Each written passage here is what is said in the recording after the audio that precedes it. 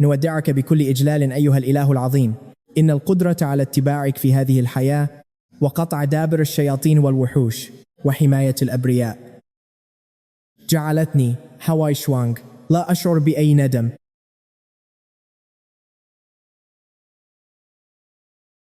سننتظرك هناك في الجانب الآخر أيها المشعوذ القبيح، أيها الكذاب الكبير. لقد وعدتني بأن نعيش في رغد ونأكل أشهى الطعام، وفي النهاية تتركني أتضور جوعا في هذه الشوارع. لا تبكي وتذكري أن تقيمي حدادا لعمك. ها ها ها ها ها ها ها ها ها ها ها ها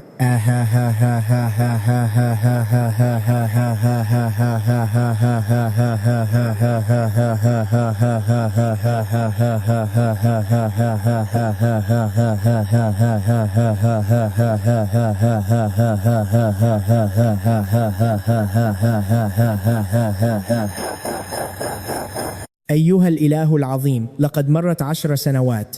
لقد قلت إن هذا العالم لم يعد بحاجة إلى الآلهة، لذا لم نعد نبني التماثيل ولا نشعل البخور. لكن اليوم هو مهرجان العظام البيضاء الذي أسسناه بأنفسنا إحياء لذكراك. انظر إلينا، لقد أصبح الجميع الآن قادرين على إشباع بطونهم وارتداء ملابس تقيهم البرد، ولم يعد هناك من يجرؤ على التنمر علينا بعد الآن. اليوم هو مهرجان العظام البيضاء، نجل إلهنا العظيم ونجل أنفسنا أيضا. أيها الإله العظيم، العالم الآن تماما كما تمنيت. المواسم مباركة والخير وفير. لم يعد هناك شياطين أو وحوش تعيث فسادا، ولا مسؤولين فاسدين يظلموننا. هذه البقعة الملعونة جفت فيها الطاقة الروحية تماما، لا يوجد فيها حتى حجر دم واحد. لقد طفح الكيل معي أنا الملك، ولكن هذه هي القواعد التي وضعها الإله الشرير العظيم. أنا لا أريد الذهاب. ذلك الأحمق من أجل حفنة من البشر الحشرات أحرق روحه الإلهية بالكامل حتى لم يبق منها شيء، حتى رماد عظامه قد تعفن وتلاشى. لقد مرت 10 سنوات، كيف يمكنه أن يعود الآن؟ ها ها ها ها ها ها ها ها. دعونا نعود إلى عالم البشر، ولن نلتهم أولئك البشر كالخراف والخنازير حتى آخر قطرة. سنعود إلى عالم البشر، سنعود إلى عالم البشر. تنبيه: تم رصد محاولة من كائنات عالم الآلهة والشياطين لاختراق بوابة العوالم. انتهاك صريح للقوانين المطلقة التي وضعها الإله الشرير الأسمى. جاري تفعيل بروتوكول إعادة إحياء الإله الشرير. تم تحديث المهمة الرئيسية: تطهير العوالم الدخيلة. هدف المهمة: إخضاع عالم الآلهة والشياطين، صيد كل الشياطين والآلهة، إرساء هيمنة مطلقة. اللعبة تبدأ من جديد. يا سلام يا سلام. مبارك لك أيها الإله المبجل، إبادة طائفة اليشم الأبيض عن بكرة أبيها. قوتك الإلهية يا سيدي لا يعلو عليها شيء في هذا العالم. لقد فتحت أعيننا حقا على عظمة لا توصف. من أنت لتتجرأ على الوقوف أمامي هكذا؟ ها. خادمك المتواضع سوتشي يوان، حاكم مدينة اليشم الأبيض هذه. إذن أنت هو الحاكم المحلي لمدينة اليشم الأبيض؟ نعم، هو أنا بشحمي ولحمي يا سيدي. أيها الإله المبجل، ذلك الوحش العجوز المسمى باليشم الأبيض.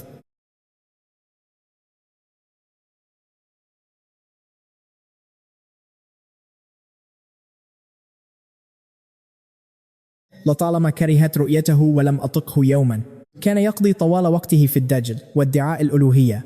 لحسن الحظ أنك تدخلت يا سيدي المبجل وخلصتنا من هذا الخطر العظيم. أيها الحاكم، سو ذلك الخالد المزعوم لليشم الأبيض، ألم تقم أنت باستدعائه شخصيا في البداية؟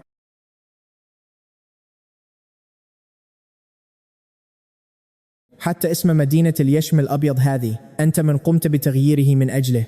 أرجوك أن تتفهم موقفي أيها الإله المبجل. لقد كنت مجبرا ومهددا من قبل ذلك الوحش. لم يكن لدي أي خيار سوى التظاهر بالطاعة ومسايرته. سيدي الإله المبجل، هذا المكان يعج بالناس والعيون الفضولية. ما رأيك أن نبتعد قليلا لنتحدث على انفراد؟ لقد أعددت لك بعض الهدايا المتواضعة، وأرغب في التحدث معك بصراحة حول مستقبل هذه المدينة والقواعد الجديدة. تحياتي لك أيها الإله المبجل. هذه الهدايا مجرد تعبير بسيط عن امتناني. أرجو أن تتفضل بقبولها يا سيدي. ما معنى كل هذا أيها الحاكم؟ بما أنك تخلصت من ذلك الوحش العجوز، فإن مدينة اليشم الأبيض هذه، أوه لا، بل يجب أن نطلق عليها مدينة العظام البيضاء من الآن فصاعدا. أصبحت بطبيعة الحال ملكا خالصا لك. أنا رجل ذكي وأفهم كيف تسير الأمور، طالما تضمن لي ولمكانة عائلة سو والاستمرار عبر الأجيال، وتضمن لنا الثروة والمجد، فإن عائلة سو مستعدة تماما لتكون وكيلك وممثلك في هذا العالم البشري. هل تحاول رشوتي الآن أيها الحاكم؟ سيدي المبجل، إذا تعاوننا معا فإن هؤلاء الرعاع في المدينة سيكونون مجرد خراف وخنازير نذبحها كما نشاء، وأنا أضمن لك أن تحصل على كل ما تشتهيه لتصبح الملك المتوج على هذه الأرض بلا منازع. أوه، أهذا صحيح؟ في هذا العالم المليء بالجشع، الآلهة والشياطين يبحثون عن العبادة والقرابين، السلطات تريد المال، إنها مجرد تبادل مصالح لا أكثر. طالما أنني أحمي ثروة ومجد عائلة سو، فلا يهمني من يجلس على العرش، وما شأني أنا بذلك؟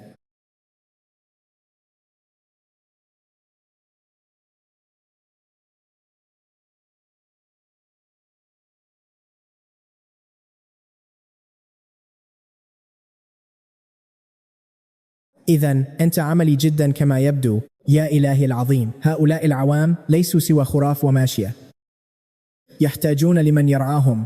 يمكنك أن تكون الإله في السماء، تتلقى قرابين الملايين، بينما أكون أنا الحاكم على الأرض، ومهما كان ما تريد يمكنني أن أوفره لك. إلهي العظيم، هذا سو تشيوان. هل تظنني أحمقا مثل ذلك الوغد من طائفة اليشم الأبيض؟ هل تعتقد أن هذه التفاهات تكفي لرشوة إله شرير مثلي؟ انظر إلى كل هذه الشحوم التي تكسوك، كلها مبنية من دماء وعرق هؤلاء الفقراء. خنزير قذر مثلك لا يحق له أبدا أن يساومني بسبب مسؤولين كلاب وجشعين مثلك يتآمرون في الخفاء من أجل الشهرة والمال. ظهرت طوائف شريرة مثل طائفة اليشم الأبيض. إلهي العظيم، هذا سوء فهم. كل هذا مجرد سوء فهم. سوء فهم؟ من أجل مصالح عائلتك دست على العوام وكأنهم حشرات، بل وقدمتهم كقرابين للوحوش بدم بارد. هل هذا أيضا سوء فهم؟ من اليوم فصاعدا لن يكون هناك وجود لما يسمى بمدينة اليشم الأبيض. سأمنحها اسم مدينة وانغزي. مدينة وانغزي، مدينة وانغزي. من الآن فصاعدا كلمتي هي القانون هنا، وأنا وحدي من يقرر كل شيء. مدينة وانغزي لا تحتاج إلى مسؤولين كلاب. كل الثروات وهذه الأرض التي تقفون عليها ملك لكل مواطن يعيش في مدينة وانغزي. إلهنا العظيم حكيم وعادل. إلهنا العظيم حكيم وعادل. المجد لإلهنا العظيم. إلهنا العظيم حكيم وعادل. اقتلوا هذا المسؤول الكلب.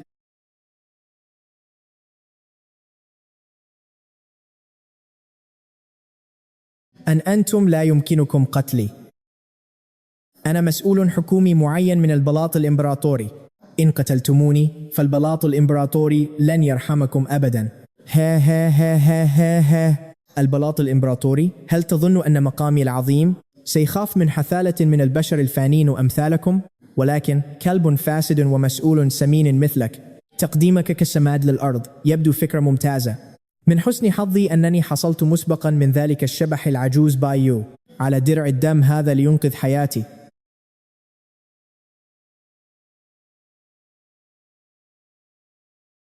لقد هرب بسرعة كبيرة، ولكن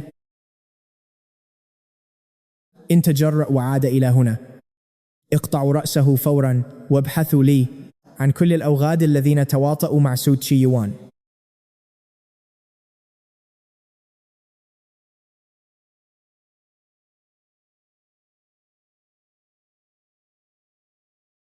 لا تتركوا منهم أحدا يفلت من العقاب. عاش إلهنا العظيم. جلالتك حاكم مدينة بايو سو تشيوان يطلب الإذن بالدخول.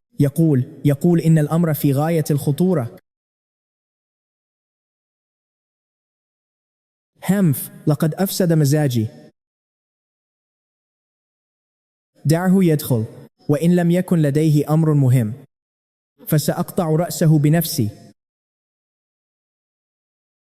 جلالتك أنقذ حياتي أرجوك. أولئك الرعاع في مدينة بايو لقد تمردوا، أعلنوا التمرد.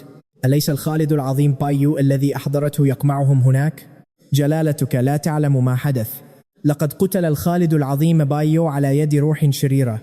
هذه الروح الشريرة تطلق على نفسها لقب إله العظام البيضاء، وهو طاغية لا يعترف بأي قانون، مجرد وحش حل محل آخر. ما الداعي لكل هذا الهلع؟ طالما أنكم تقدمون الجزية في وقتها كل عام، ولا تقطع عني تدفق الفضة، فما يهمني إن كان اسمه بايو أو عظام بيضاء، حتى لو كان مجرد كلب. أنا لا أهتم بتاتا. جلالتك ذلك الشرير نصب نفسه إلها ويسرق مصير الإمبراطورية. إنه يتلاعب بعقول الناس. العامة لم يعودوا يطيعون أوامر الحكومة. إنهم يعبدون العظام البيضاء فقط ويرفضون السجود للتنين الحقيقي. إن استمر هذا الوضع،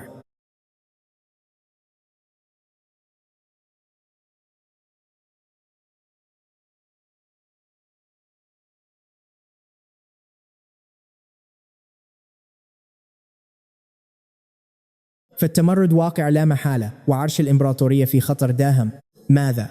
وعلاوة على ذلك، ذلك الشرير دمر جميع أفران صنع الإكسير. لن تصلنا أي قرابين من إكسير الروح الدموية بعد اليوم. أو غاد يجرؤون على تجاهل الحرس الإمبراطوري. هل ينوون التمرد؟ ويريدون أيضا قطع طريقي نحو الخلود. يا جلالة الإمبراطور، إن لم نرسل حرس المياه السوداء لقمعهم فورا، فأخشى أن تعم فوضى عارمة. مجرد روح شريرة حقيرة تتجرأ على تحدي أسيادها. انقلوا أمري، حركوا حرس المياه السوداء فورا، وخذوا معكم مدافع الإبادة الإلهية للشياطين. أريد أن تمحى روحه وجسده من الوجود. حكمتك لا يعلى عليها يا مولاي. أيها الحثالة، استعدوا لتسحق عظامكم وتذروا رمادا. بعد 10 سنوات أصدر جلالته أمره أخيرا بخروج حرس المياه السوداء من المدينة لإبادة تلك الشياطين الشريرة. سأستخدم رأس ذلك الشرير لأثبت لجلالته قوة حرس المياه السوداء. تأهبوا جميعا، تقدموا نحو الهدف. وإنغ زي تشانغ، انتبهوا وركزوا جيدا. لقد قال العراف: هذا مشروع القرن، ومن يتجرأ على التكاسل فسأسممه حتى الموت. سيدي انظر، ذلك الشرير يلقي السم في النهر. أيها الشيطان الوقح، كيف تتجرأ على تسميم مياه النهر لإيذاء الأبرياء؟ هذا سيف قاهر الشياطين. يا للوقاحة.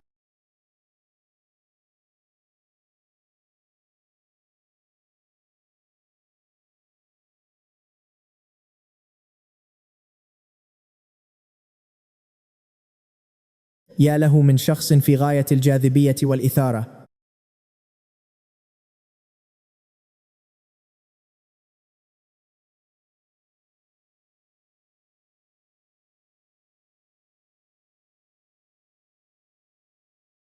يا للجرأة والوقاحة. أيها الشرير، حرس المياه السوداء قد وصل، والقائد يقف أمامك. استسلم فورا دون مقاومة. أليس هذا السيد سو؟ أيها الشيطان، لقد احتليت المدينة واضطهدت سكانها، واليوم سننفذ عدالة السماء فيك. عدالة السماء؟ لقد حذرتك مسبقا. إن عدت إلى مدينة وانغ سي تشنغ سيقطع رأسك لا محالة. سيدي، هذا الشرير بارع جدا في التلاعب بعقول الناس. هؤلاء القرويون بالتأكيد مسحورون ومغسولو الدماغ. يجب علينا أولا أن نأخذ هؤلاء الأبرياء ونعدمهم بوحشية أمام الجميع. مسؤول البلاط الإمبراطوري هم في الحقيقة شياطين لا يستحقون أي رحمة. حرس المياه السوداء، استمعوا لأوامري. اقضوا على هذا الشيطان بأي ثمن وأنقذوا الأبرياء. حاضر. لقد تغلغلت الطاقة الشيطانية في أجسادهم. رافقونا للعودة من أجل التطهير. تحركوا. هذا مؤلم، اتركوني. الصيادين انغسل دماغهم لدرجة الموت على إيدين هذه الأرواح الشريرة.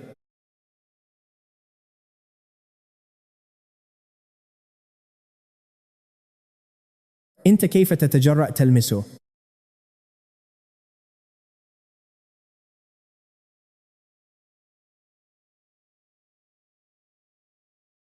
اغطس لتحت وبرد دمك شوي. يا أهل القرية، أنا شينغلي قائد حرس شوان شوي. إحنا جينا عشان نقضي على الشياطين وننقذكم من الهلاك اللي انتوا فيه. لا تخلوا هالشيطان يخدعكم أكثر من هيك. فتح عيونك العمية وشوف سد النهر اللي وراك. مين اللي قاعد ينقذكم عن جد؟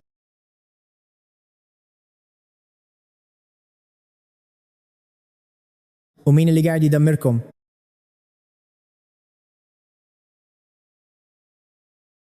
ما بتعرفوا تميزوا الصح من الغلط. بس بما إني شايف إنه معدنكم لسه طيب، راح أرحمك هالمرة وأمشي لك إياها. بس لو فكرت تأذي أي مواطن من مدينة وانغ زي مرة ثانية، قسما بالله لأبيدكم كلكم. يا قائد شوان شوي الأعمى، لولا إنه سيدنا العظيم مانعنا، وحتى لو إني مواطن بسيط كان أنا دفنتكم كلكم يا شوية أغبياء. سيدنا العظيم هو اللي طعمانا من الجوع، وهو اللي ساعدنا نبني السد. وأول ما وصلتوا أنتوا قعدتوا تضربوا بالناس وتدمروا اللي انبنى. أنتوا الشياطين الحقيقيين. انقلعوا برا، اطلعوا برا مدينة وينغزي. أنتوا من جدكم بتساعدوا الشياطين عشان تضربوا حرس الدولة. يا جنود، شكلوا مصفوفة إبادة الشياطين. أبيدوا هذه الأرواح الشريرة فورا. أغبياء وعنيدين عم تدوروا على موتكم.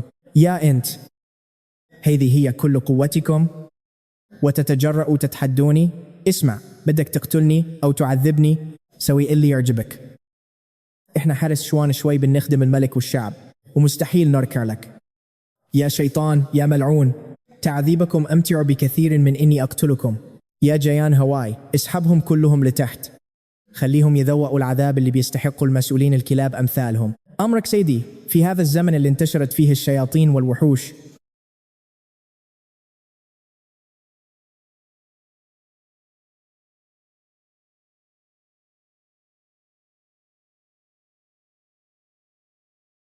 أجساد البشر لسه ضعيفة كثير، ولسه راح يواجهوا مخاطر أكثر بالمستقبل. اليوم أنتوا أبليتوا بلاء حسن في حماية المدينة، لذلك أنا راح أمنحكم قوة إلهية. إيشون تقدروا تحموها لكم؟ قلوها. ومن اليوم وطالع اللي بيتجرأ يستقوي عليكم اضربوه ورجعوا له الصعصاعين. هذا سحر أسود يستنزف الحياة.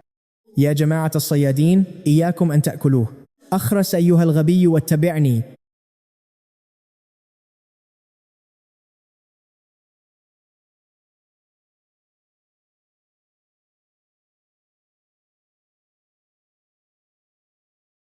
مستحيل، كيف يعقل هذا؟ البشر والوحوش والشياطين يعيشون معا في سلام تحت سماء واحدة؟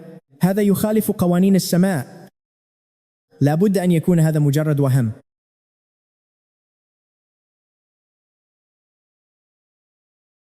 البشر والشياطين لا يمكن أن يجتمعوا أبدا.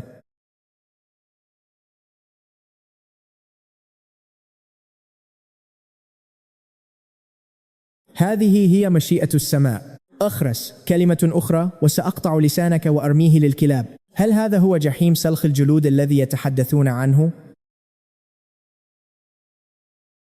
هيا 80 سأحفر سلتين أخريين، وأخيرا سأجمع نقاطا تكفي للحصول على كيس من الأرز.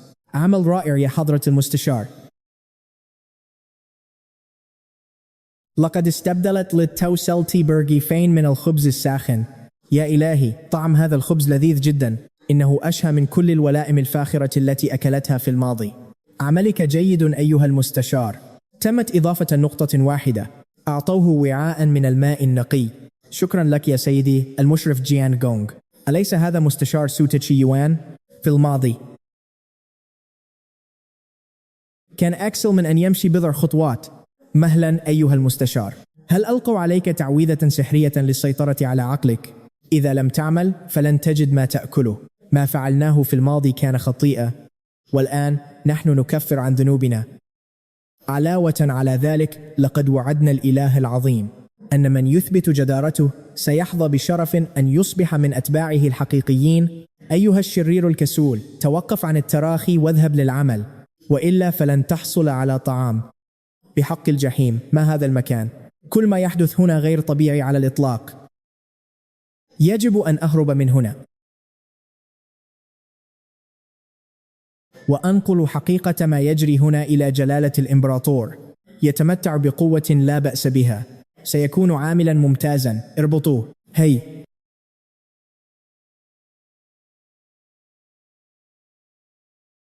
ذلك الأحمق الضخم شين غوان، على الرغم من أنك ختمت طاقته الروحية إلا أنه تمكن من الهرب. حركاته رشيقة ومثيرة للإعجاب حقا. اذهبوا وأحضروه إلى هنا، لا داعي للعجلة.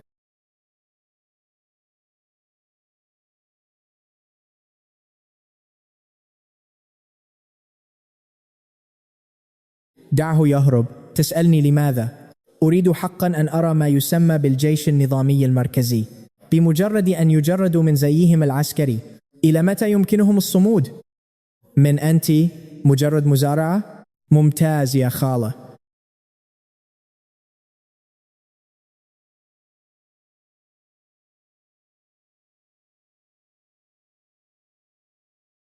أعيريني سكينك، وإياك أن تصدري صوتا.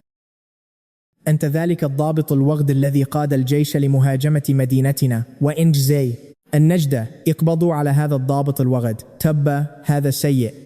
أيها الكلب، كيف تجرؤ على تدمير المحاصيل؟ خذ هذا. هذه القوة، كيف يعقل هذا؟ أنا قائد حرس تشوان شوي بهذا الجسد الهزيل، وتدعي أنك من حرس تشوان شوي؟ رجل بالغ ولا يستطيع حتى التغلب على عجوز مثلي. مشهد رائع بحق.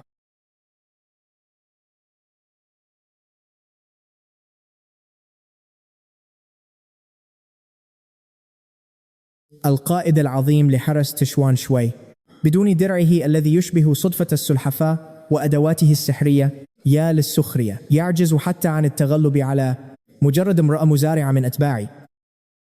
ألا تخجل من نفسك؟ لا تقوى حتى على مجابهة خالة عجوز، وما زلت تحلم بقتل الشياطين وإبادة الوحوش. ماث، مستحيل. أنت مجرد قروية بشرية عادية. كيف يمكنك أن تلحقي بي الأذى؟ في نظركم البشر الفانون مجرد خراف وخنازير تنتظر الذبح، لا يمكنهم سوى الاعتماد على الآخرين، أم أنهم ولدوا ليركعوا وينتظروا الموت؟ في زمن الفوضى الضعيف يحتمي بالقوي بحثا عن الحماية. هذا هو قانون السماء. قانون السماء، هذه مجرد قواعد وضعتموها للنمل البائس. أما هنا معي فأنا لا أعاملهم كبشر فحسب.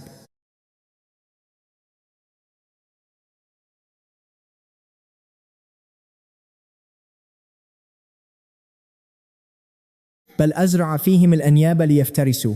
والآن من منهم قد يكترث لحمايتكم المزيفة؟ حماية؟ ارحمني يا سيدي. ارحمني يا سيدي. ارحمني يا سيدي. ارحمني يا سيدي. هل يعقل أننا كنا على خطأ حقا في كل ما فعلناه؟ في الحقيقة هذا يعني حرمانهم من أي فرصة للنجاة. أرموه في المنجم فليواصل الحفر إذن. أمرك أيها القائد. ابذلوا جهدا أكبر، شدوا حيلكم.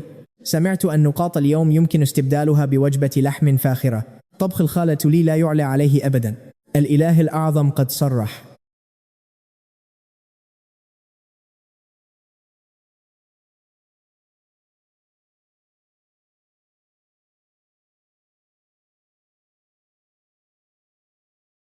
من يثبت جدارته هذه المرة سينال حق الإقامة في مدينة الأمير، خضوعا وولاء للإله الأعظم. اعملوا بجد لتكفروا عن ذنوبكم، هذه هي فرصتكم الوحيدة.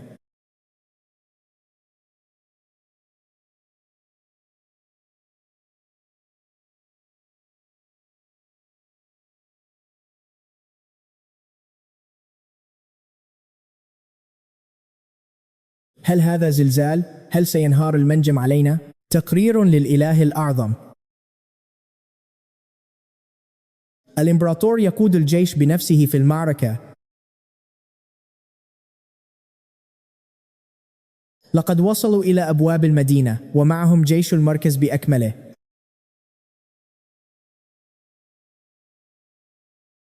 الإمبراطور يتوعد بتسوية مدينة الأمير بالأرض ولن يبقي فيها على أخضر ولا يابس. انظروا.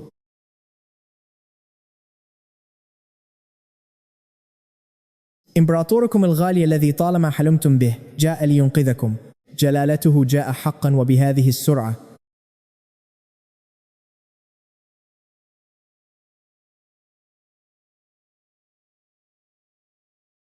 أيها الإله الأعظم، هذه الكارثة أنا من تسبب بها، أنا من أرسل إشارة الاستغاثة، أنا من استدرجهم إلى هنا. وإذن ماذا تحاول أن تقول؟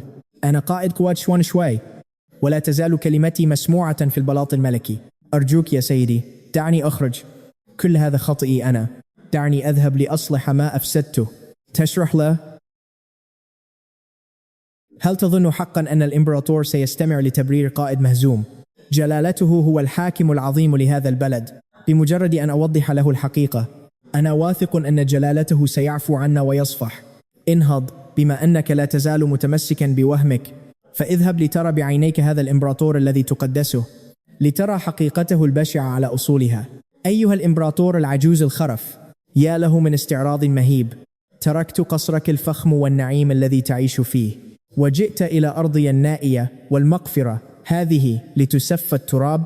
يا لك من شيطان وقح، كيف تتجرأ وتغوي رعيتي وتجمعهم ليتمردوا علي؟ اليوم سأمحيك من الوجود أيها الخبيث الملعون، ليعلم العالم أسره مصير من يتحدى إرادة السماء. طاغية أحمق مثلك يعتبر الرعية مجرد حشائش وكلاب ضالة. أيها الإمبراطور، موتك هو أعظم بركة لجميع شعوب الأرض.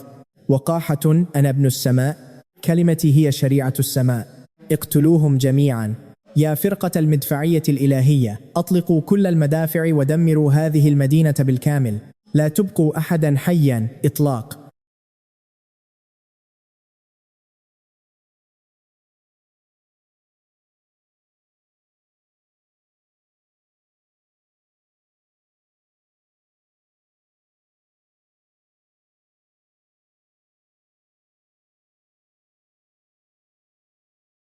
انتهى الأمر، لقد دمرنا تماما.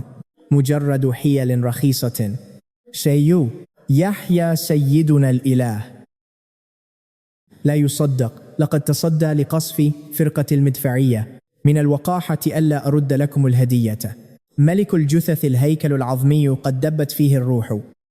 إن استمر الوضع على هذا النحو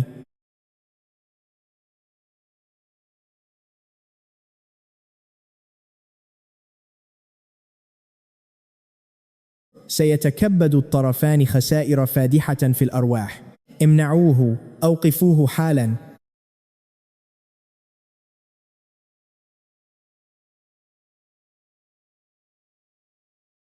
أغربوا عن وجهي، يجب أن أقابل جلالة الإمبراطور. يا صاحب الجلالة، أرجوك أوقف هذا الهجوم، لا يمكننا الاستمرار في هذه المعركة. إن استمر الأمر هكذا فلن يتبقى لدينا جنود للقتال في ساحة المعركة الحقيقية. كيف تجرؤ على التفوه بهذا الكلام الخائن؟ لقد رأيت بأم عيني داخل المدينة. السكان في مدينة الموتى يعيشون في سلام وأمان. إنها ليست وكرا للشياطين والوحوش كما نظن. هذه المعركة لن تجلب سوى المزيد من الموت والدمار بلا فائدة. أتوسل إليك يا جلالة الإمبراطور أن تسحب القوات. أخرس، بصفتك قائد حرس المياه السوداء، بدلا من أن تقود الجيش لقتل الأعداء، هل تتجرأ فعلا على التوسل من أجل هؤلاء الشياطين؟ أيها الخائن الحقير، جلالة الإمبراطور، وضع المعركة ليس في صالحنا. استخدم هذه الأداة يا مولاي. لكن ختم النمر هذا يحتاج إلى طاقة التنين وغضب الوحوش لكي يعمل. طالما أنني سأنتصر فإن السماء قد وعدتني بأن أصبح خالدا. طالما أنني سأحقق النصر، سأضحي بأي شيء، بدماء الملكية. أستدعي القوة الإلهية للسماء. أيقظوا طاقة التشكيل العظيم. أبيدوهم جميعا عن بكرة أبيهم. دينغ، تم رصد طاقة سلبية قصوى. جسد الهدف يحوي قلب الجشع. قلب ميت. تكون من خلاصة جشع وطغيان الحكام الفاسدين على مر العصور رغم قذارته ونجاسته الشديدة. لكن بما أنك أيها المضيف إله شرير،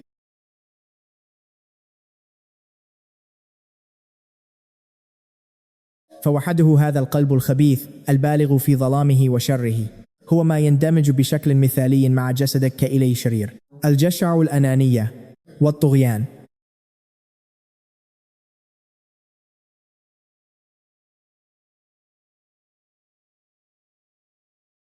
ها يا له من قلب فاسد متعفن حتى النخاع. لكن هذا القلب الفاسد من نصيبي بالتأكيد. الوحش لا يخترقه سلاح. الإله المبجل هنا. الإله المبجل لن يتخلى عنا يا رفاق. اقتلوهم جميعا. اسحقوا هذه الأرواح الخبيثة وهؤلاء الرعاع بالكامل. سم النحاس مثير للاهتمام.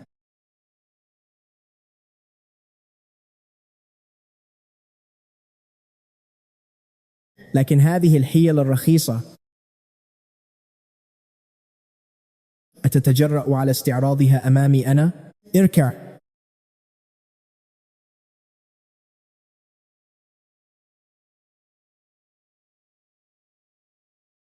طالما أنكم تتنفسون واصلوا الهجوم من أجلي.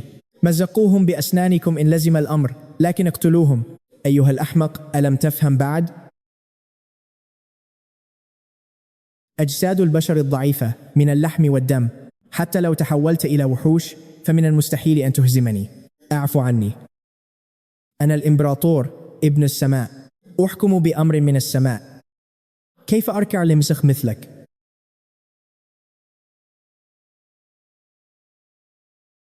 لا، اقتلوهم بوحشية من أجلي. لقد فقدت عقلك تماما أيها الطاغية المعتوه. سأقتلك. ها أنا ابن السماء. طريق السماء يحرسني. أيها البشري الحثالة، أتتجرأ على محاولة اغتيال إمبراطورك؟ مت أيها الخائن أمامي أنا. تتجرأ على التحدث باسم السماء؟ سحقا. يا لشدة سواد قلبك، لكنني أعشق هذه الرائحة المتعفنة حتى النخاع. أيها النظام، ابدأ التضحية. تهانينا للمضيف، تمت التضحية بقلب الجشع بنجاح.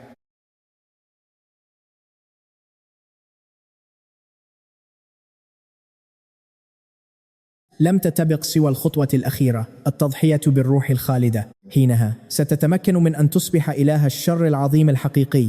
شينغ يوي، عودي إلى المنجم لتكفري عن ذنوبك.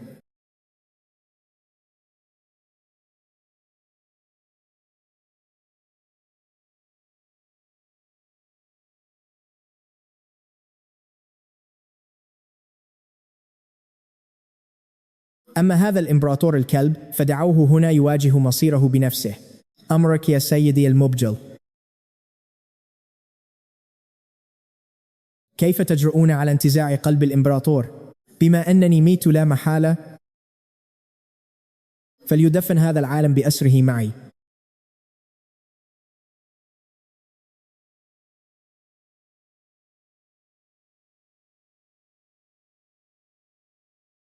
ما الذي يحدث؟ هذا وحش تشكل من أرواح الجوع والموتى.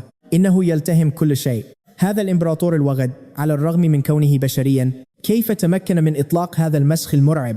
سيدي المبجل، يبدو أنه بلا عقل يتحرك بالغريزة فقط. سيدي، هذا الشيء شرير جدا. إن لم نوقفه الآن سيلتهم مدينة الموتى هذه بأكملها. جسده مليء بهواجس أرواح لا حصر لها، ماتت جوعا. بما أنه مرض سببه الجوع فعلاجه الوحيد هو الطعام. إنه حقا وحش جائع لن يشبع أبدا. يجب أن نجعله يهدأ. أولا هجوم. اقطع. خذ هذه الضربة من عمك. تذوق هذا شيء لذيذ جدا. كله ولن تشعر بالجوع بعد الآن. لقد تحول إلى بشري. سيدي المبجل لم يقتله بل أنقذ حياته. من أنتم؟ هل تريد أن تأكل حتى تشبع؟ أريد أن آكل. أنا جائع. أنا جائع جدا. يا هاوزي، أعطوا بعض الطعام. اعتبر نفسك محظوظا. هذا من المخزون السري للسيد الشجرة. وعليك أن تتبعني من الآن فصاعدا. سأوفر لك من هذا اللحم قدر ما تشاء، لكن هناك قاعدة واحدة: من الآن فصاعدا لن تأكل سوى ما أقدمه لك، وإن تجرأت على أكل البشر وخاصة أتباعي المخلصين فسأمزقك إربا وأصنع منك حساء. ما رأيك؟ إنها صفقة رابحة، أليس كذلك؟ إنهم جميعا يقفون بطاعة خلف هذا الرجل العظيم. هذا الرجل بالتأكيد قوي جدا، ومرافقته تعني أنني سأحصل على الكثير من اللحم. طالما هناك لحم فسأكون مطيعا له. ممتاز جدا. من هناك أيها الوحش الشرير، توقف عن إيذاء الناس. إنه كائن خالد بحق. هل هذا من عملك؟ تتجرأ على سرقة فريستي؟ أيها العجوز، هل تتجرأ على سرقة فضل السيد الجرذ؟ هل تبحث عن حتفك؟ هذا الشخص يمتلك هالة غير عادية، وأساليبه غامضة ولا يمكن سبر غورها. لابد أنه خبير حقيقي مرعب. الاصطدام المباشر معه الآن قد لا يكون في صالحنا. أيها الوحش الوقح، بما أنها المرة الأولى سأتجاوز عن ذلك ولن أحاسبك عليها. تراجع. أود أن أسأل أيها المعلم العظيم، ما هو لقبك البوذي؟ ولماذا تتدخل في شؤون مدينة الموتى المظلومين الخاصة بي؟ يبدو أن هذا المتبرع يمتلك رباطة جأش ملحوظة. هذا الراهب الفقير يدعى شياو ماي. لقد شعرت بظهور هذا الشيطان الشرير في عالمنا، يعيث فسادا في عالم البشر، لذا جئت خصيصا لقمع الشياطين والقضاء على الشر. هراء، من الواضح أننا من قمنا بإخضاعه أولا. أنت هنا فقط لسرقة ثمار جهودنا. إذن أنت هو الشيطان المبجل الاستثنائي. اهدأ يا سيدي الشيطان المبجل. هذا الراهب الفقير لا يرغب أبدا في سرقة جهودكم، لكن هذا المخلوق الآثم مشبع بطاقة شريرة شديدة الكثافة، ولا يمكن تطهيره إلا بتعاليم البوذية. بقاؤه بين أيديكم قد يشكل كارثة كبرى لا تحمد عقباها. هذا العجوز ماكر جدا ومخادع، ليس قويا فحسب، بل إن لسانه فصيح وسليط أيضا، ويعرف تماما كيف يلقي المديح ويتملق. كما أن رد فعل ذلك الوحش قبل قليل يؤكد أن هذا الأمر ليس بتلك البساطة أبدا. إذن أنت المعلم العظيم شياومي، لقد سمعت عنك الكثير. لقد بذلت جهدا كبيرا أيها المعلم، وإخضاع هذا المخلوق الآثم على يديك يعتبر حظا عظيما له. أساليبك مبهرة بحق أيها المتبرع. رغم أن مدينة الموتى المظلومين هذه تعتبر موطنا للأشباح، إلا أنك أدرتها بانتظام مثالي، وجعلت سكانها يعيشون في أمن وسلام دائمين. إنه حقا عمل نبيل يثاب عليه. لقد بالغت في المديح أيها المعلم. هذا الراهب الفقير لم يأتي هذه المرة فقط لإخضاع هذا الوحش. جئت أنا الراهب المتواضع لأقدم لك خالص شكري أيها المحسن، لأنك ساعدتني في التخلص من ذلك الإمبراطور الذي خالف إرادة السماء. كنت أتساءل كيف يمكن لذلك الإمبراطور العجوز وهو مجرد بشر عادي أن يحشد جيشا من الموتى. اتضح الآن أنك أنت من كان يدعمه في الخفاء.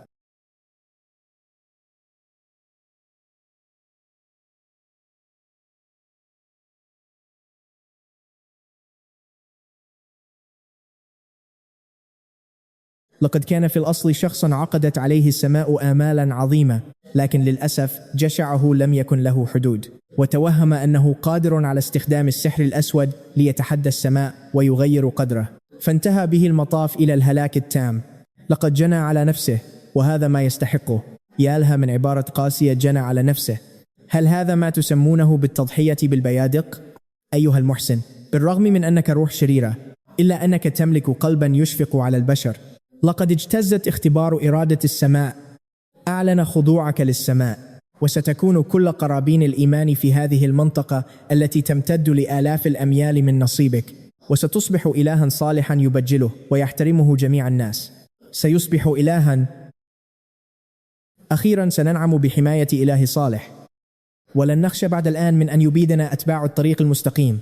أيها المحسن، اختلاط الأرواح الشريرة بالبشر العاديين يخالف إرادة السماء. من أجل أتباعك ومن أجل سكان هذه المدينة يجب عليك أن تمتثل وتخضع لإرادة السماء، وأن تصبح إلها من آلهة الطريق المستقيم.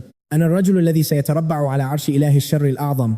هذه الوعود الفارغة بأن أصبح إلها حتى الكلاب لن تنخدع بها. أقدر لك حسن نيتك أيها المعلم. لقد رفض الإله العظيم أيها المحسن، هذه فرصة تحلم بها شياطين ووحوش لا حصر لها. إنها فرصة للارتقاء إلى السماء في خطوة واحدة وتغيير كيانك بالكامل. ألا يغريك هذا حقا؟ لقد اعتدت على الكسل والحرية. أنا مجرد روح شريرة صغيرة، وإذا أصبحت إلها في الطريق المستقيم أخشى أنني لن أتمكن من إقناع عامة الناس بي.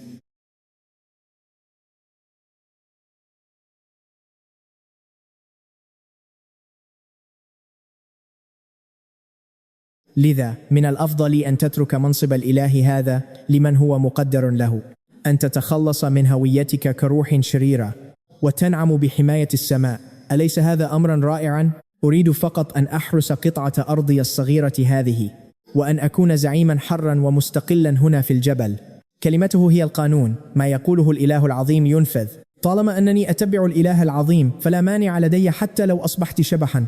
سنتبع الإله العظيم وحسب، هو إلهنا الحقيقي. وما الجيد في منصب الإله هذا؟ هل ما زلت تحاول خداعي؟ تعتقد أن العيش كجرذ يمنحك الحرية، أليس كذلك؟ نحن لا نعترف بأحد سوى إلهنا العظيم. حسنا، إذا كان طموحك ليس هنا لا بأس، لكل إنسان طموحه الخاص. بما أنك أيها المحسن لا ترغب في طريق الخلود، فهذا الراهب الصغير لن يجبرك على ذلك.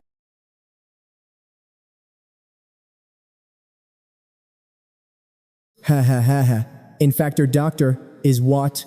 لقد نجونا. هناك طعام حقا.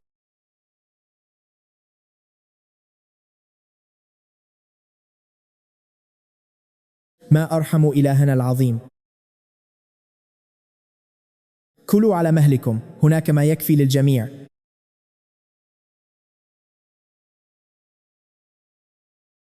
هنا في مدينتنا، مدينة الأمير.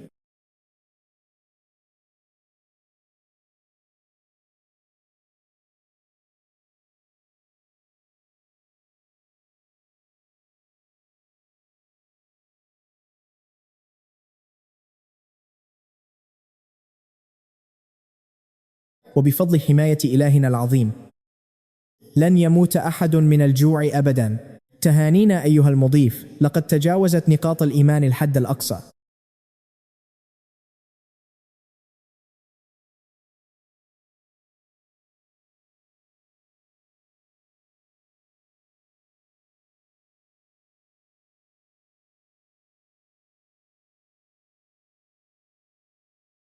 وارتفعت طاقتك الروحية مرة أخرى. تم فتح هيئة جديدة، تجسيد العالم السفلي.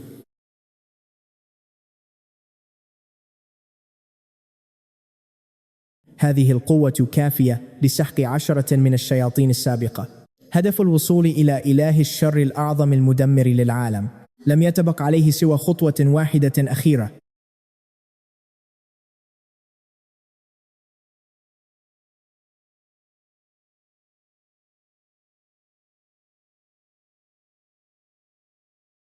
المعذرة، هل هذه هي مدينة الأمير التابعة لإله العظام العظيم؟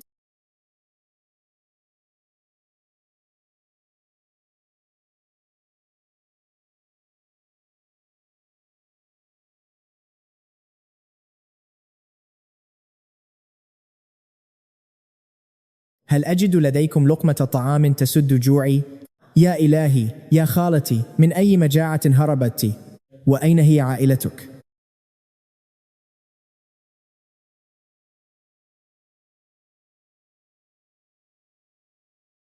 لقد ماتوا جميعا من الجوع في الطريق.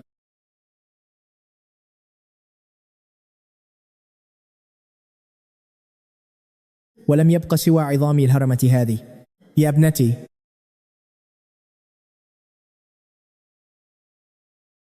لقد سمعت أن مدينة الأمير هذه تحظى بحماية الإله العظيم، وأنها تنقذ أرواح الناس. فهل يمكنك أن تعطيني لقمة أقتات بها؟ لسوء الحظ، لقد نفد كل الطعام المخصص للتوزيع اليوم.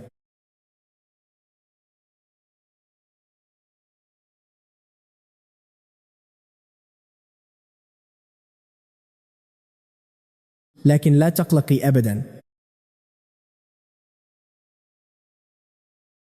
فإلهنا العظيم لا يطيق رؤية الناس يعانون. تعالي هيا بنا إلى منزلي، لدي حساء ساخن لتشربيه، وأنتم أيضا قد تعبتم طوال اليوم.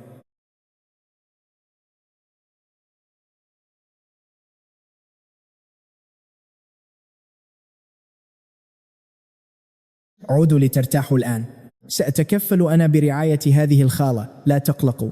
حسنا، سيري على مهلك يا خالتي.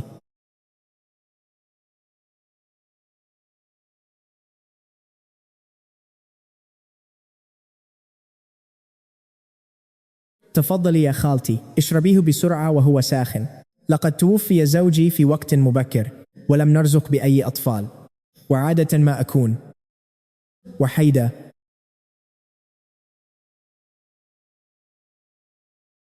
فإذا لم يكن لديك مكان تذهبين إليه، فيمكنك البقاء والعيش معي هنا. يمكننا أن نكون رفقاء لبعضنا. هل يوجد المزيد؟ هي هي هي هي. أوه، يبدو أنك تتضور جوعا. سآخذك إلى الفناء الخلفي لتلقي نظرة. الخضروات التي زرعناها تنمو بشكل ممتاز. ماذا تشتهي أن تأكل أيضا؟ سأعد لك حساء خضار في الحال. جيد، هذا جيد حقا. نعم، كل هذا بفضل سيدنا العظيم.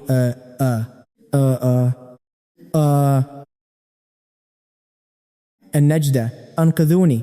هذا الجسد البشري يناسبني تماما. يا لها من جنة طعام رائعة.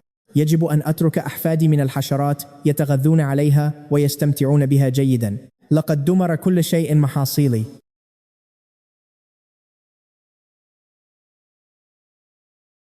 هذه كانت مؤونة عائلتي بأكملها لعام كامل. يا ويلي.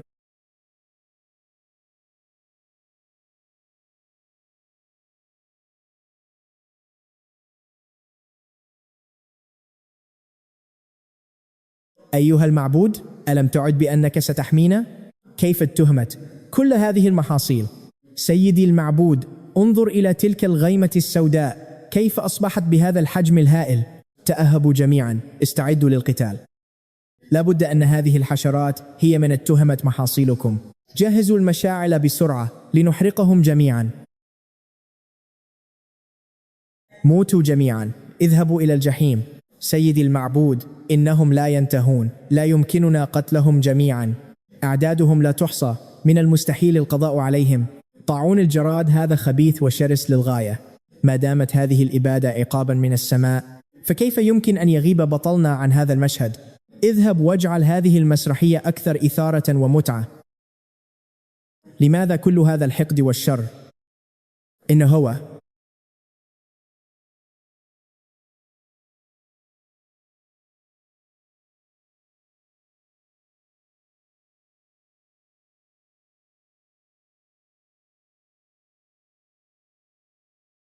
ألم يأخذه ذلك الراهب الأصلع العجوز بعيدا؟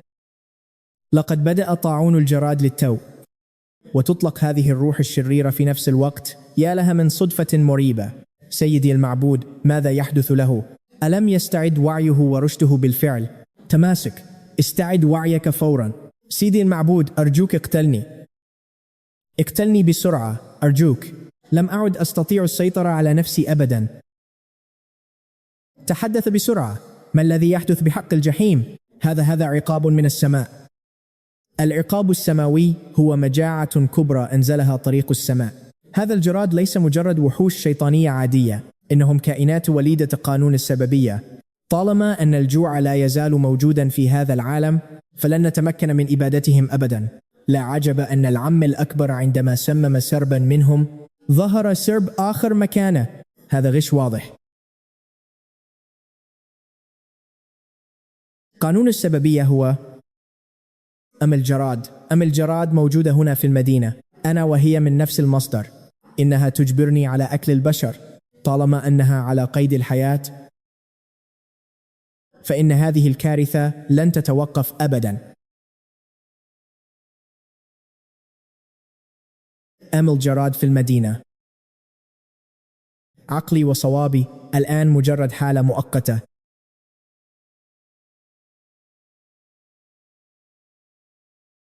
يجب أن نجد أم الجراد.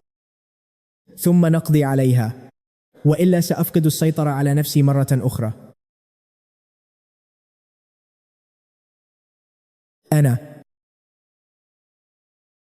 أنا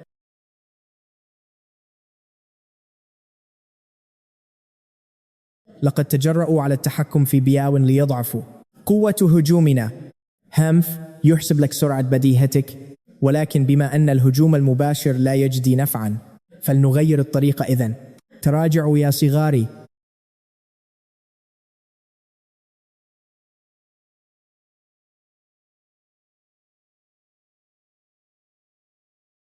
إذن هكذا هو الأمر. هذه الحشرات تعتمد على جوع بياو وعلى هلته لتعزيز قوة هجومها. بمجرد ختم بياو ستتحول إلى مجرد جراد عادي. راقبوه جيدا ولا تغفلوا عنه لحظة. إذا أفلت منكم وخرج ليأكل شخصا واحدا فسيكون حسابكم عسيرا معي. أمرك حتى لو كلفني ذلك حياتي فلن أسمح له بفقدان السيطرة أبدا. هل تظنون أن السيطرة على بياو ستمنع طاعون الجراد من العودة؟ يا لكم من سذج. طالما أنني موجود هنا فإن الجوع سيكون أبديا. أيها الإله العظيم، لقد طردت الوحوش، ولكن ماذا سنأكل نحن؟ لقد التهمت الحشرات كل طعامنا. لم تترك لنا حتى حبة أرز واحدة. الجوع، أنا جائع جدا. يا إلهي، يا لها من مصيبة. لا يمكننا أن نقف مكتوفي الأيدي وننتظر الموت. سيمر عدة أيام قبل أن تصلنا أي مساعدة، على الرغم من أن الإله العظيم يمتلك قوى خارقة.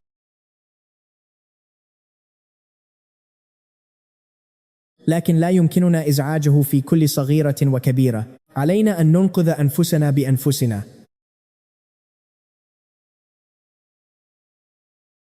العمة واو، أنت؟ لدي بضعة أكياس من الأرز القديم في قبو منزلي، رغم أنها ليست كثيرة،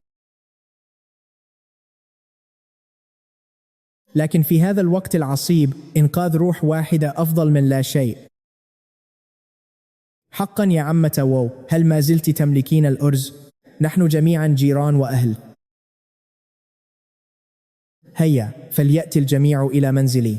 سأقوم بطهي عصيدة الأرز لكم جميعا الآن. حتى لو كانت مجرد حساء أرز خفيف فإنها ستبقين على قيد الحياة. العمة واو، أنت حقا امرأة طيبة القلب.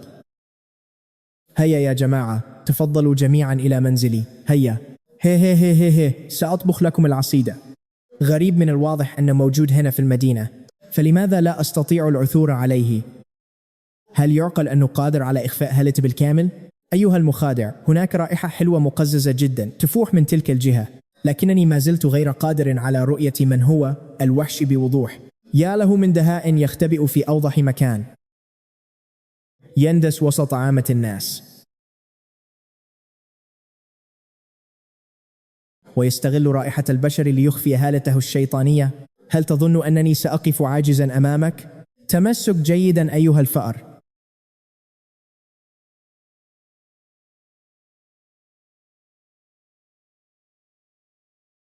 دعنا نذهب لاصطياد هذه الحشرة.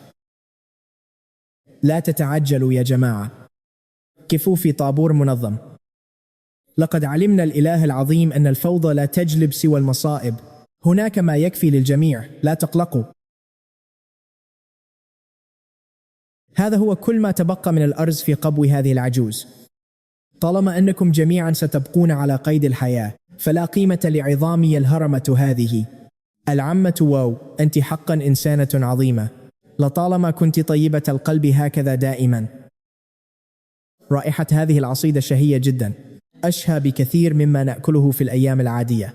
كما توقعت إنه هو أيها المخادع، لكن تلك العجوز تبدو طبيعية تماما، حتى أن لها نبض قلب. همف.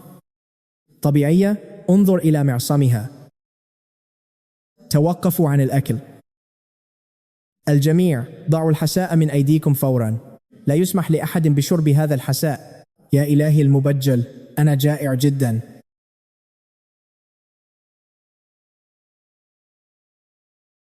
يا إلهي المبجل، سنموت جميعا من الجوع. بالكاد حصلنا على لقمة لنأكلها. لماذا تمنعنا من شربه؟ يا هاوزي لا تدعه يهرب، أمسك به.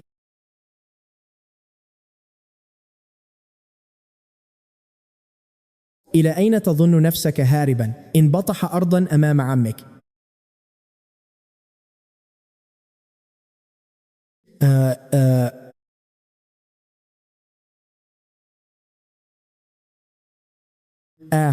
ساقي انسكب الحساء. هذا هو طعام إنقاذ حياتنا جميعا. يا إلهي المبجل، إذا أردت قتل هذه العجوز فاقتلني، لكن أرجوك لا تهدر الطعام. يا إلهي المبجل، يمكنك البقاء دون طعام أو شراب، لكننا لا نستطيع ذلك. العمة أرادت فقط أن نبقى على قيد الحياة. فما الخطأ في ذلك؟ هل تجرؤ على قتلي؟ إن قتلتني ستتحطم هيبتك الإلهية وسيتفرق أتباعك عنك. أيها المحتال، هذه العجوز الشمطاء تجيد التمثيل حقا. ما رأيك أن أتحمل أنا هذا اللوم وأكون كبش الفداء؟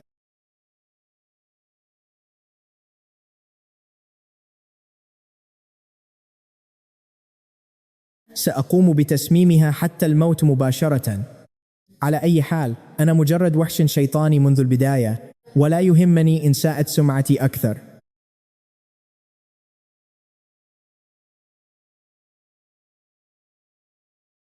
تراجع.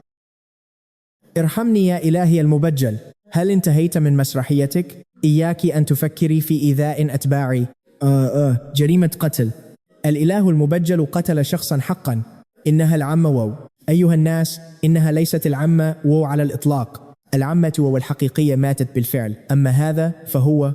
يا للخطيئة، يا للخطيئة، انظروا، إنه الخالد الحي. لقد تجلى الخالد الحي. أيها المتبرع، لقد نصحك هذا الراهب الصغير منذ وقت طويل. الأرواح الشريرة تظل في النهاية أرواحا شريرة. ما دمت لا تتبع طريق السماء ولا تتدرب، فلن تتخلى عن طبيعتك المتعطشة للدماء. أيها الراهب الشيطاني، أنت من أطلق تلك الحشرات، والآن تأتي لتدعي أنك شخص صالح. تدعي الطهارة وأنت تمارس أقذر الأفعال. ألا تشعر بالتعب من هذا النفاق؟ أيها المتبرع، كل هذا مجرد كارما. كارثة الجراد، هذه هي عقاب سماوي جلبته على نفسك بتمردك على مشيئة السماء، والآن تتجرأ على ذبح أتباعك أمام الجميع. تعالوا إلي أيها الخراف الضالة، استسلموا لمشيئة السماء وسأضمن لكم السلامة. مستحيل. إلهنا العظيم لا يمكن أن يفعل شيئا يؤذينا أبدا. مهلا، انظروا، الدم لون أخضر. كيف يمكن أن يكون دم إله أخضر اللون؟ أيها المسخ اللعين، هل ما زلت تجرؤ على المراوغة؟ أغرب عن وجه العمشو واذهب إلى الجحيم. أخيرا ماتت أم الجراد. لم أعد جائعا. أخيرا زال الجوع. شكرا لك يا إلهنا العظيم. لقد قتلت أم الجراد، وأخيرا أصبحت حرا. أيها الثعبان العظمي، أسرع. إلهنا العظيم بحاجة إلينا هناك. افتحوا أعينكم جيدا. هذا ليس بشرا. ما قتله إلهنا العظيم، هو وحش يلتهم طعامنا. هذا الراهب الشيطاني يخدعنا. إنه متواطئ مع هذا الوحش. انظروا إلى تلك الخنازير. أيها المخادع، أنت هو الشيطان الحقيقي.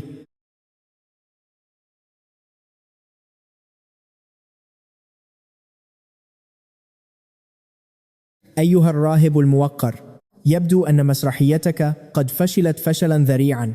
إلهي العظيم، لقد تحرر بياو، لقد رحل بسلام. أيها الناس، بياو وأم الجراد كان في الأصل توأما بجسد واحد، وقد سيطر عليهما هذا الراهب الشيطاني، جعل أحدهما كلبا مطيعا.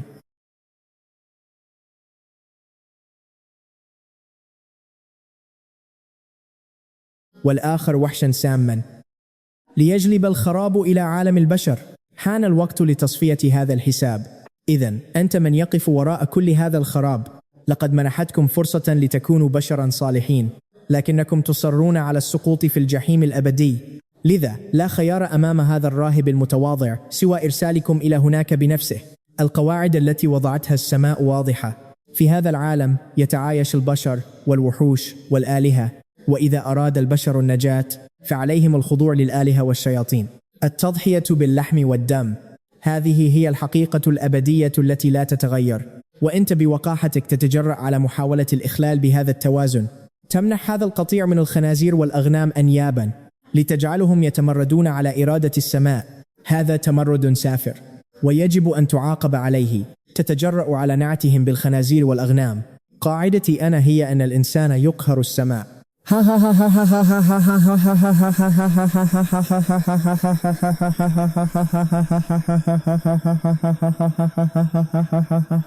إذن ليمت هذا القطيع من الخنازير والأغنام معك.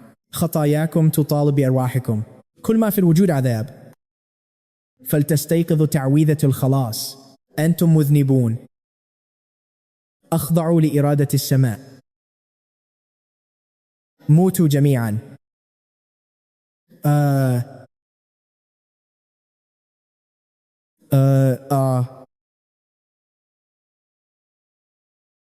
رأسي يؤلمني بشدة.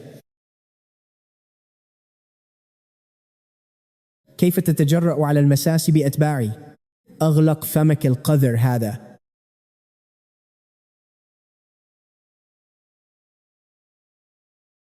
أخرس تماما. ماذا؟ إله شرير حقير يظن أنه قادر على مواجهة إرادة السماء؟ كالنملة التي تحاول زحزحة جبل. يا سيدي الإله، لا يمكننا صد هذا الصوت. مخي سينفجر. النجدة أيها الإله المحتال. الارتداد العكسي للعقد. روح هونغ لينغ تتلاشى. راقب جيدا. هؤلاء هم الحشرات التي تحاول حمايتهم. سأجعلك تشاهد بأم عينيك كيف يتحطم حجرك الإلهي الأساسي وتتمزق روحه وتتلاشى تماما. شاهد كيف يموتون جميعا. ثم سأسحق عظامك قطعة قطعة. أيها النظام، جد طريقة لإنقاذهم بسرعة، وإلا فإن جميع أتباعي سيموتون ولن أتمكن من إنجاز المهمة. تم رصد تعرض المضيف لضربات على مستوى القوانين الكونية. حالة المضيف الحالية: مستوى الألوهية غير كاف. الدفاع غير فعال. نسبة احتمالية الفوز 0%.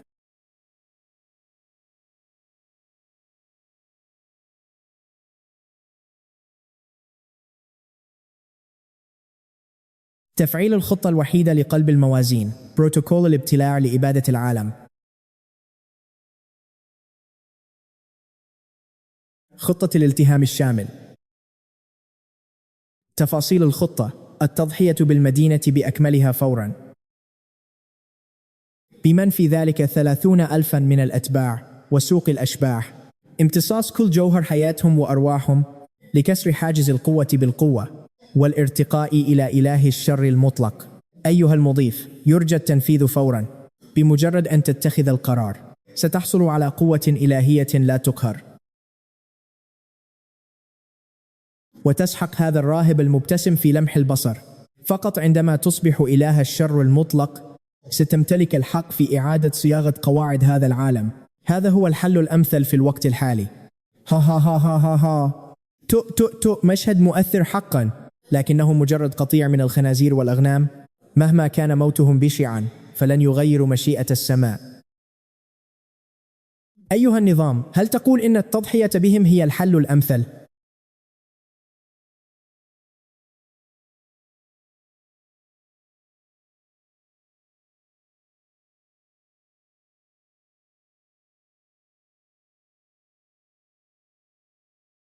نعم أيها المضيف، هي كلكم بلا استثناء تحرضونني على اتهام البشر. كلكم تطلبون مني الخضوع لمشيئة السماء، لكنني أعلنها الآن. أيها النظام، سأعطيك أنا الحل الأمثل. سأضحي بنفسي.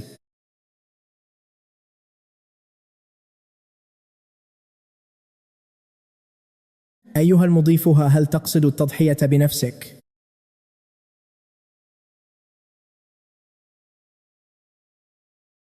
أجل، بالضبط. أنت لم تقل أبدا أن التضحية تقتصر على الآخرين فقط، وأنه لا يمكنني التضحية بنفسي. خطأ في المنطق السلوكي، انحراف عن المسار الأمثل. هذا المسار سيؤدي إلى تدمير ذاتي لا يمكن عكسه، بدلا من التضحية بهم. أيها النظام، طاقتي أنا تفوق طاقتهم جميعا مجتمعين بكثير، أليس كذلك؟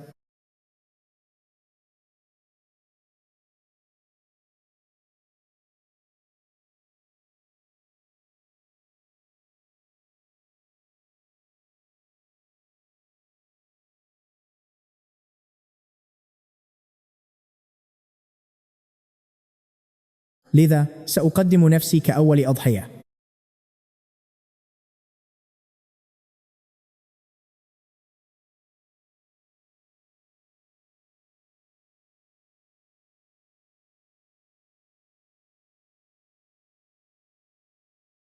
هذا الإجراء سيمكنك بالفعل من اكتساب قوة إله الشر المطلق مؤقتا، لكن هذا يعني أيضا أنه بعد إنجاز المهمة سيتم محو وجودك بالكامل.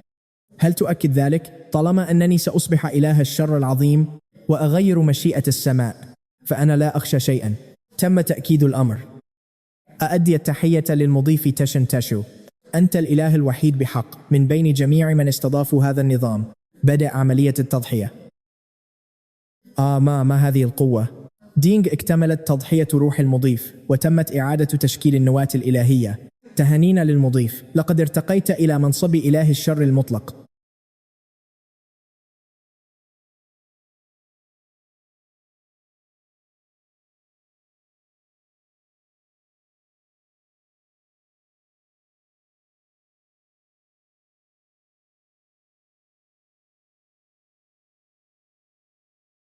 مستحيل. كيف لروح الشريرة أن تهزم الإرادة السماوية؟ أنا الإرادة السماوية. الإرادة السماوية بدءا من الآن. أنا هي الإرادة السماوية. جسدي الذهبي، طاقتي الروحية. أغرب عن وجهي أيتها الحشرات المجنونة. أنا بصفتي إله الشر المطلق أسن قانونا جديدا. عالم البشر للبشر، والآلهة والشياطين تعود إلى العدم. وإذا تجرأ أي إله أو شيطان على التدخل في عالم البشر بجسده الحقيقي، سواء كان بوذا حقيقيا من السماوات التسع أو شيطانا عظيما من العصور القديمة، ستتحطم ألوهيته بالكامل ويفنى جسدا وروحا دون أثر. هذه هي بوابة العوالم. أيها الإله العظيم، لا ترحل. أنت لم ترنا نعيش أياما سعيدة بعد. أرجوك لا تتركنا. وداعا، هونغ لينغ. أيها الإله العظيم، أيها الإله العظيم. ها ها ها ها.